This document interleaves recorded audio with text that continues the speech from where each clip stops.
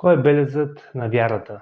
Тоест, по какво се познава, когато един човек е повярвал в Бог? Каква е разликата между него и този човек, който въобще не вярва? Значи, ние сме свикнали в днешната ни култура да гледаме на вярата като на култура, националност, начина, по който израства човек според това къде се е родил, коя страна, той ще е мюсюлманин, християнин или будист. Обаче Библията не го вижда по този начин.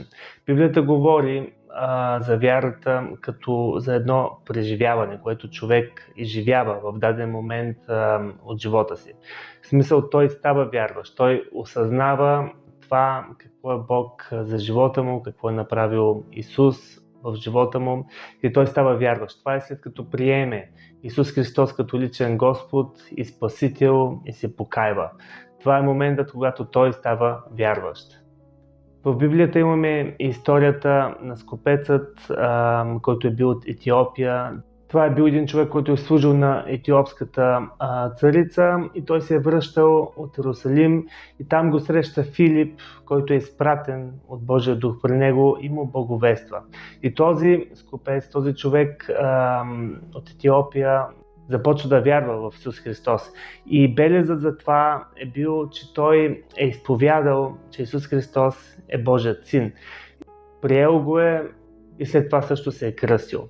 Значи, тогава това е бил един явен белег, нали, за това, че един човек е вярващ. Защо? Защото християнството е било една нова религия и просто изповядването на самото християнство, хората не са имали никакво знание за това какво е християнството и самото изповядване е било като някакво чудо. Те са били даже гонени заради вярата си. Не е било лесно да се изповяда, че Исус е Божият син, че Исус е Христос. Виждаме също ситуацията на Петър, който е възкликнал, че Исус е Христос, когато Исус ги е питал, когато Исус е питал учениците си какво мислят те за Него. И след това Исус го похвалва, казвайки, че това е било едно откровение, което е получил от Отец на небесата. Не е била малка работа тогава да изповядаш това, че Исус е Христос, че Исус е Божият син. Защо?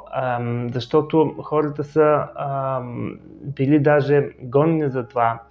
Това е било нещо относно Христос, Месията, човек, който са очаквали от много години и не е било лесно да се признае за който и да е човек, че е Христос. Просто не са имали това знание, ако не е от Бога. В днешно време знанието ни, че Исус е Христос, че е Месията, че е Божият син, го вземаме като една даденост. В смисъл самата религия, това, че сме се родили в страна, която има християнска култура и ценности, това всичко го вземаме като някаква даденост, сме свикнали и не му даваме даже голямо значение, нали, на това, че Исус е Божият син, какво точно представлява това. И много често това не е белезът в днешни дни на християнството. Значи няма голяма разлика между човек, който обозначава себе си, вижда себе си като християнин и човек, който въобще не го прави. Обаче виждаме едно друго свидетелство в Библията. И това е свидетелство, това е историята на апостол Павел, който преди да повярва се е казвал Савел. И той всъщност е бил човек, който е гонил християните. Той е убивал християните. Той е бил против християнството. Той със всички сили е правил това.